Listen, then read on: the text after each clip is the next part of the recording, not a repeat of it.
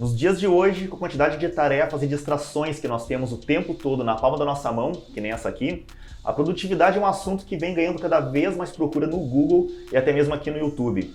Como conseguir finalizar as tarefas em menos tempo e com mais eficácia? Como não se deixar distrair com a infinidade de informações, memes e chamadas de WhatsApp? Os estoicos certamente pensavam bastante sobre produtividade, até mesmo porque eles tinham que ser capazes de concluir uma grande variedade de tarefas. Marco Aurélio era o homem mais poderoso do mundo na sua época. Sêneca era um escritor, político, advogado e filósofo, então os estoicos pensavam muito sobre fazer, seja lá o que tiver que seja feito, bem e com eficiência. É por isso que a gente vai falar sobre algumas estratégias de produtividade dos estoicos, coisas que tu pode aplicar no teu cotidiano e que a gente sabe que os estoicos também procuravam aplicar no cotidiano deles, e também algumas coisas que eu venho aplicando na minha vida e que tem feito toda a diferença quando o assunto é conseguir concluir os meus projetos no menor tempo possível e com uma boa qualidade. Ser capaz de ser eficiente, produtivo e fazer apenas aquilo que é essencial, assim como dizia Marco Aurélio, são habilidades importantíssimas e que nos colocam na frente de todos aqueles que não conhecem ou não dão importância para essas características. E é exatamente sobre isso que a gente vai falar nesse vídeo aqui. Conhecendo a história, talvez seja difícil conseguir imaginar que Marco Aurélio, o líder do império mais poderoso do planeta, tinha a mesma quantidade de horas que nós temos disponível ao longo do dia. Apenas 24 horas para resolver todo tipo de problema. Não apenas os seus problemas pessoais, como todos os problemas do mundo conhecido até então. A pergunta que fica é a seguinte: como ele conseguia dar conta de tudo isso? Como ele tinha tempo para ser um imperador, um filósofo, um escritor, um marido, aprovar leis e julgar casos, liderar tropas em meio a guerras e ainda ser capaz de guiar Roma ao longo de uma praga terrível que assolou todo o território? E como se isso tudo já não fosse suficiente, ainda ser capaz de fazer tudo isso enquanto permanece bem, sem fraquejar e perder a cabeça, e uma das coisas mais difíceis quando o assunto é poder, não ser corrompido pelas tentações ou pelo estresse da sua posição de homem mais poderoso do mundo. A gente pode afirmar que a rotina tinha um papel definitivo na estabilidade desse que foi um dos homens mais íntegros que a história pôde nos apontar. Marco Aurélio era um homem de hábitos. Aliás, todos os estoicos tinham essa característica. Assim como Aristóteles, eles entenderam que nós somos aquilo que fazemos repetidamente e que a excelência é um hábito.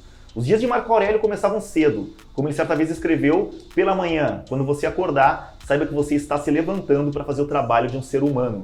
Ele não tinha tempo para ficar aconchegado debaixo das cobertas. Já de manhã, bem cedo, Marco Aurélio começava o dia escrevendo no seu diário.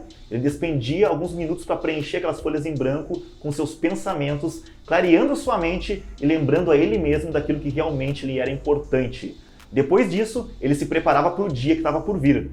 As pessoas que encontrarei hoje serão intrometidas, ingratas, arrogantes, desonestas, ciumentas e mal-humoradas. Mas Marco Aurélio sabia que ele não poderia deixar que essas pessoas contagiassem ele com seus preceitos. Ele tinha que permanecer fiel àquilo que ele sabia que era o certo. Conhecendo a personalidade que Marco Aurélio nos revela no livro Meditações, é muito provável que ele fizesse questão de resolver as tarefas mais difíceis primeiro.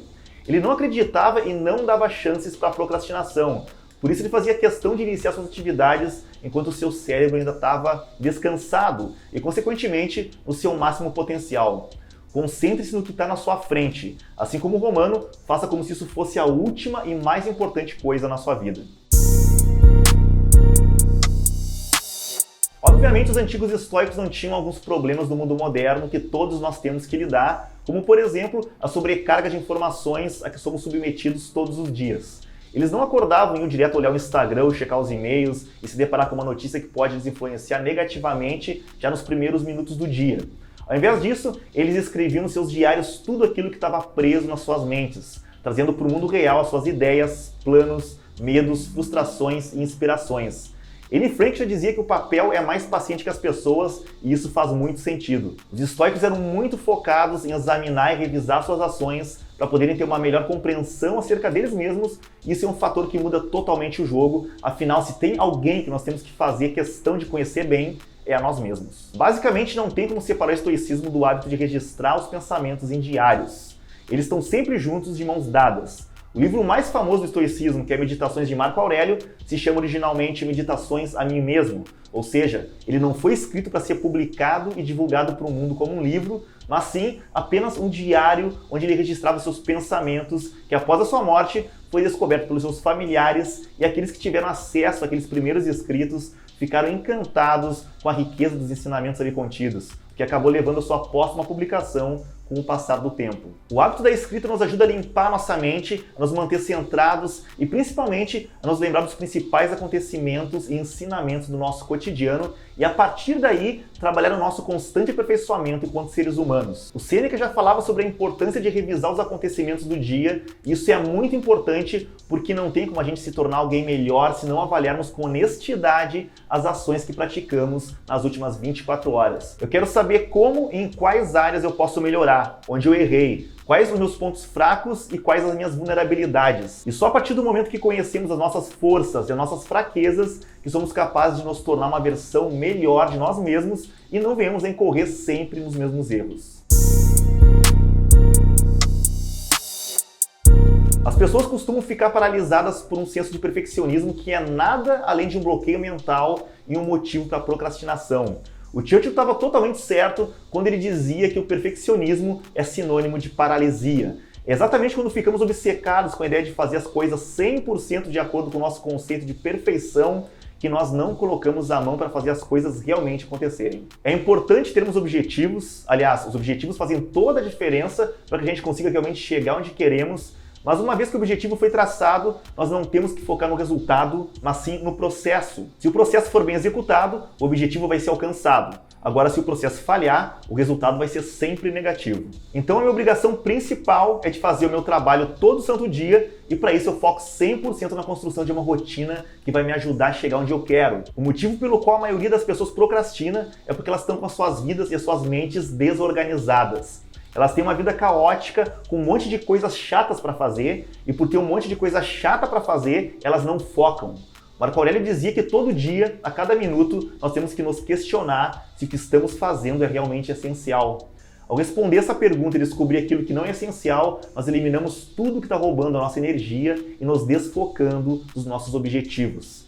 Sempre antes de dormir, eu já faço um checklist daquilo que eu tenho que fazer no dia seguinte. Dessa forma eu consigo ter um roteiro que me mostra o que eu tenho que fazer para alcançar os meus objetivos e o fato de ter esse roteiro anotado, escrito e acessível vai me ajudar a não sair dos trilhos ou a voltar para os trilhos quando o trem quer começar a descarrilhar. E ao saber o que eu tenho que fazer durante o dia e o que eu não tenho que fazer, como diria Marco Aurélio, me dá o benefício duplo de fazer menos coisas, mas com maior qualidade. Eu acordo, faço meu ritual matinal, que dependendo do dia, envolve tomar banho, tomar um café enquanto leio um livro ou reviso os acontecimentos do dia anterior no diário, e depois disso eu já vou direto resolver aquilo que tem de mais complexo para ser resolvido na minha lista de tarefas. Eu percebi que quando a gente começa a empurrar as tarefas mais difíceis para o meio da tarde, ou então postergarmos para daqui a algumas semanas, essa é a receita perfeita para nunca realmente fazermos aquilo que precisa ser feito. O Epicteto já dizia que todo evento tem dois lados, então foca no lado mais difícil, no lado mais complicado e já tira do teu caminho todas essas questões que só estão esperando pela tua iniciativa para serem resolvidas e não deixa que a procrastinação tome conta. E agora vem uma parte importantíssima para que isso tudo funcione na prática, que é criar uma agenda, uma rotina, um conjunto de hábitos ou sistemas que não deem espaço para a procrastinação. Sêneca dizia que uma vida sem planejamento é uma vida errática. Assim que tu tiver a tua rotina planejada em execução, tu vai passar a gostar da sensação de direcionamento que uma rotina organizada proporciona e com o tempo tu não vai mais tolerar ter uma vida bagunçada e sem direcionamento.